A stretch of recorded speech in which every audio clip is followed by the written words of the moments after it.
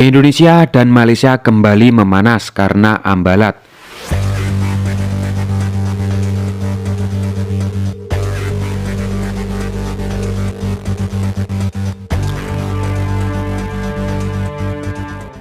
Konflik yang berlangsung sejak bertahun-tahun ini belum juga selesai. Berikut tanggapan Pak Prabowo mengenai konflik ini. Penyelesaian yang baik, yang damai, itu ada itikat baik dari dua pihak ya. Kita jangan biasalah ada mungkin, intinya kita mau penyelesaian yang baik.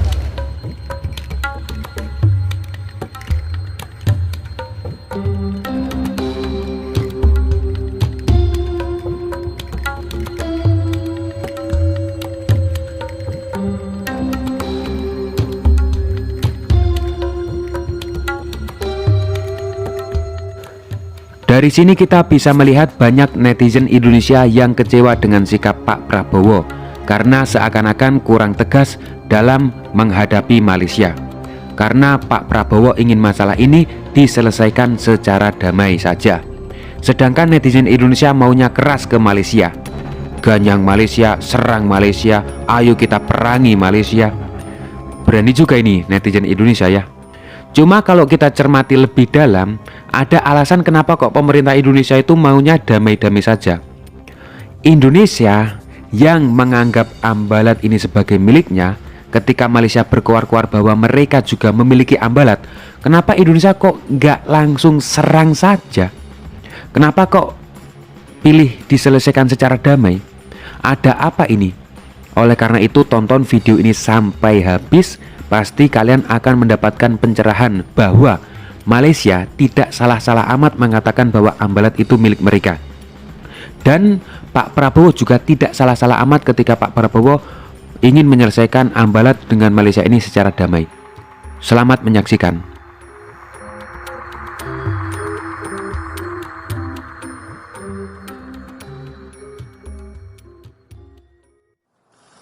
Bapak Ibu hadirin yang terhormat, kami persilakan duduk kembali. Ini merupakan pertemuan Pak Prabowo dengan PM Malaysia Anwar Ibrahim di Istana di Jakarta pada 27 Juni 2025. Salah satunya mereka membahas mengenai joint development atau kerjasama untuk mengeksplorasi kekayaan alam di perairan ambalat.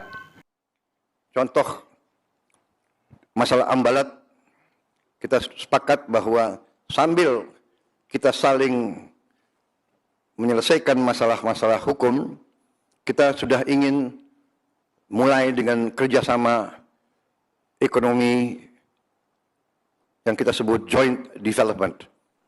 Kerjasama ekonomi, termasuk yang disinggung tadi, Joint Development Authority, walaupun di kawasan ambalat. Tetapi pertemuan Pak Anwar Ibrahim dan Pak Prabowo untuk kerjasama di ambalat ini malah membuat pemimpin negara bagian Sabah bertanya-tanya, ini PM Anwar kok tiba-tiba mau kerjasama aja sih sama Indonesia di ambalat? Kan belum ada komunikasi dengan Sabah. Jadi Malaysia itu kan bentuknya kan negara federal, di dalamnya ada negara-negara bagian. Sabah salah satu negara bagian di Malaysia. Nah, Anwar ini belum ada komunikasi sama Sabah. Sedangkan ambalat letaknya itu berdekatan dengan Sabah. Sudah tentu harusnya Pak Anwar PM Malaysia ini ngomong dulu ke pemerintahan Sabah sebelum membicarakan niat untuk kerjasama dengan Indonesia untuk mengeksplorasi bersama-sama di wilayah ambalat ini. Dalam Parlemen Malaysia, Menteri Luar Negeri Malaysia Muhammad Hassan atau yang biasa disapa Tokmat mengeluarkan statement yang ngeri-ngeri sedap. Beliau menghimbau kepada masyarakat Malaysia agar jangan menyebut wilayah yang dipersengketakan dengan Indonesia ini dengan nama ambalat, melainkan sebutlah dengan nama Laut Sulawesi. Karena ambalat sendiri itu kan merupakan nama yang disematkan oleh Indonesia. Kalau Malaysia juga menyebutnya sebagai ambalat, berarti Malaysia mengakui bahwa itu milik Indonesia. Sedangkan Laut Sulawesi merupakan nama yang dipakai oleh internasional yang lebih netral. Jadi Malaysia lebih nyaman menyebut wilayah yang dipersengketakan tersebut dengan nama Laut Sulawesi. Ini ada netizen yang bertanya-tanya juga, kalau misalkan Malaysia menyebut Ambalat sebagai bagian dari Laut Sulawesi, apakah itu sama saja mengakui bahwa Indonesia posisinya lebih kuat? Kan Sulawesi letaknya di Indonesia. Bentar, konsepnya tidak seperti itu, Om. Nama suatu wilayah tidak otomatis menentukan siapa pemiliknya. Sebagai contoh, Laut Cina Selatan, walaupun ada kata Cinanya, tidak otomatis itu menjadi milik Cina, hanya untuk penamaan secara internasional saja. Rujukan yang lebih tepat kepada kawasan berkenaan yang perlu digunakan selaras dengan pendirian Malaysia adalah Laut Sulawesi, bukannya Ambalat. Ambalat ni adalah istilah daripada Indonesia yang nak meyakinkan, yang nak membuatkan dia punya klaim ke atas kawasan tersebut. Jadi kita guna kawasan ini sebagai Laut Sulawesi. Jangan guna Ambalat, kerana Ambalat itu istilah daripada sana untuk menguatkan mereka punya permohonan. Nah, pernyataan Menlu Tokmat Muhammad Hasan yang enggan menyebut nama Ambalat ini yang dikemukakan di Parlemen Malaysia, inilah yang menjadikan media khususnya media Indonesia banyak yang kembali mengungkit-ungkit masalah lama, yang kembali mengungkit-ungkit masalah persengketaan antara Indonesia dan Malaysia di Ambalat ini. Dan hal ini menarik perhatian para netizen, khususnya netizen Indonesia. Beritanya tambah besar. Kemudian setelah beritanya tambah besar, menjadikan netizen Indonesia pada terpancing emosinya, karena mereka terprovokasi bahwa wah, ini Malaysia tukang rebut ini, wah, Malaysia mau merebut wilayah Indonesia ini. Padahal kenyataannya ini Malaysia sama sekali tidak merebut wilayah Indonesia soal Ambalat ini. Coba kita uraikan lebih rinci lagi ya, agar kalian semua pada mengerti. Perlu diketahui, Ambalat ini bukan wilayah darat tetapi wilayah perairan yang letaknya di sini, letaknya di sebelah timur Provinsi Kalimantan Utara dan di sebelah tenggara negara bagian Sabah, Malaysia. Kenapa saya menyebut Malaysia tidak merebut wilayah Ambalat dari Indonesia? Ya karena sejak dahulu kala, saat Indonesia dan Malaysia masih sama-sama dijajah sampai akhirnya kedua negara merdeka, wilayah ini belum jelas kepemilikannya milik siapa, milik Indonesia atau milik Malaysia. Itu belum jelas ini milik siapa. Definisi merebut itu kan kalau saya ilustrasikan seperti ini. Ada seorang pria bernama Waluyo, memiliki seorang pacar bernama Partinah. Dan tiba-tiba ada Joko yang berusaha mendekati Partinah. Dengan segala cara si Joko ini berusaha untuk merebut hatinya Partinah. Sampai Joko ini rela merental 1 unit Innova untuk tampil agar kelihatan kaya di depan Partinah. Partinah yang selama pacaran sama Waluyo hanya diboncengin pakai Supra bapak, apalagi Supra Waluyo ini sering turun mesin. Tentu hati Partinah dengan mudah berpindah ke Joko, karena kenekatan Joko ini dalam menarik perhatian Partinah sampai rela rental Innova tadi. Walaupun kalau ketahuan sudah pasti itu palanya si Joko diteplak sama Partinah. Akhirnya Partinah mutusin Waluyo dan mau menjadi pacar Joko karena teriming-imingi kalau mau kemana-mana pakai Innova nggak kehujanan. Dalam kasus ini kita bisa menyimpulkan bahwa Joko merebut Partinah dari Waluyo. Kenapa Joko bisa disebut sebagai perebut? Karena sebelumnya Partinah ini milik si Waluyo, ada pemiliknya kemudian diambil alih, itu perebut. Coba kita terapkan pola ini ke kasus Ambalat. Apakah benar-benar secara resmi Ambalat itu milik Indonesia? Kenyataannya itu tidak. Walaupun Indonesia sudah lama mengeksplorasi kekayaan alam Ambalat, begitupun juga Malaysia, tapi secara yuridis belum ada kesepakatan final bahwa Indonesia itu memiliki Ambalat sepenuhnya ataupun Malaysia itu memiliki Ambalat sepenuhnya. Berita yang berseliweran di jagat dunia maya bahwa Ambalat itu milik Indonesia itu dilihat dari sudut pandang Indonesia.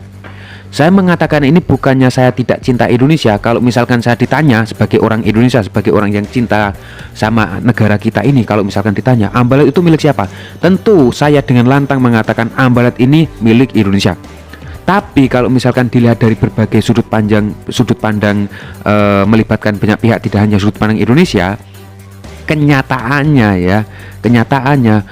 Indonesia belum resmi memiliki Ambalat 100%.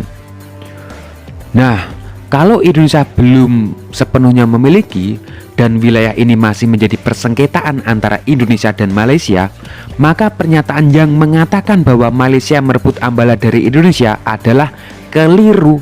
Ingat, syarat merebut itu tadi harus ada yang memiliki dulu. Ingat, harus ada yang memiliki baru bisa disebut sebagai perebut. Ingat kasus Waluyo Partini sama Joko tadi.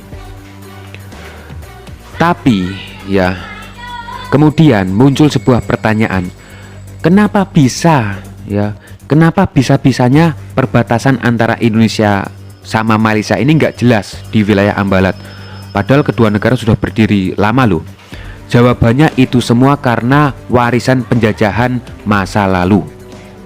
Kadang-kadang masalah garis perbatasan, masalah ini adalah warisan dari kolonialis, warisan dari penjajah. Belanda datang dengan Inggris, dia bikin garis seenak jidatnya, dia bikin garis itu. Yang repot kita sekarang, ya kan? Kita mau ditabrakan sama Malaysia, kita sahabat sama Malaysia, kita satu rumpun. Coba kita tarik mundur ke belakang. Dulu Indonesia dan Malaysia kan sama-sama dijajah. Indonesia dijajah oleh Belanda, sedangkan Malaysia dijajah oleh Inggris. Nah, ketika itu Belanda dan Inggris itu pernah menentukan garis-garis batas perbatasan. Tetapi batas-batas yang ditentukan batas-batas darat dan tidak secara jelas mengatur batas laut, apalagi ZEE atau landas kontinen. Karena ZEE dan landas kontinen itu kan merupakan konsep yang lahir di UNCLOS 1982. Dan ketika Indonesia dan Malaysia sama-sama merdeka, kedua negara kan mewarisi wilayah bekas penjajahnya. Kedua negara kan sama-sama ingin memastikan wilayahnya itu sampai mana sih, ya. Indonesia bekas wilayahnya Hindia Belanda, Malaysia bekas wilayahnya Inggris ketika menjajah. Nah, kemudian di tahun 1969 Indonesia dan Malaysia mengadakan perjanjian tapal batas nih. Tetapi sayangnya perjanjian tapal batas ini berfokus kepada mengatur batas-batas sekitar Kalimantan Barat, Natuna dan sekitarnya. Batas laut di Ambalat belum diatur secara jelas. Nah, itu masalahnya. Di perjanjian ini sebenarnya juga ditemukan permasalahan bahwa ada dua pulau Sipadan dan Likitan yang saat itu masih belum jelas milik siapa. Nah, kemudian di tahun 1979 Malaysia mengeluarkan sebuah peta yang membuat Indonesia marah besar. Karena dalam peta 1979 yang dibuat Malaysia itu, Malaysia memasukkan Ambalat ke wilayahnya. Tak hanya Ambalat, Pulau Sipadan dan Likitan yang saat itu masih belum jelas milik siapa juga masuk ke dalam peta Malaysia tersebut. Indonesia saat itu jelas protes keras ke Malaysia. Belum ada komunikasi dengan Indonesia, belum ada kesepakatan dengan negara-negara lain, kok tiba-tiba Malaysia mengeluarkan peta secara sepihak. Saat itu hubungan Indonesia dan Malaysia memanas. Kondisi semakin memanas ketika di tahun 2004 sampai 2005, sekitar tahun itu, Indonesia lewat Pertamina bekerja sama dengan perusahaan asing mengeksplorasi kekayaan Ambalat. Malaysia juga melakukan hal yang sama lewat perusahaan Shell dan Petronas. Untuk diketahui sebenarnya Indonesia lebih dulu ya memanfaatkan kekayaan alam Ambalat. Sejak 1967 sebetulnya Indonesia melalui Pertamina sudah memberikan konsesi migas di kawasan Laut Sulawesi termasuk di Ambalat ini. Bahkan Shell juga pernah mendapatkan kontrak oleh Indonesia.